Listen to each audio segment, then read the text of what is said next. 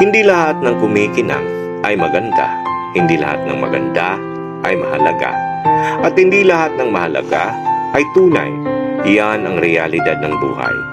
Hindi lahat ng nakikita at naririnig mo, totoo.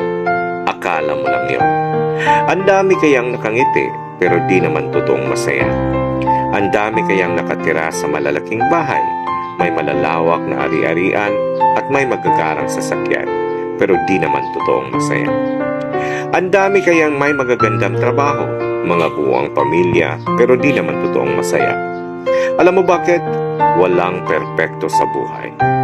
Pain is universal. That's the reality.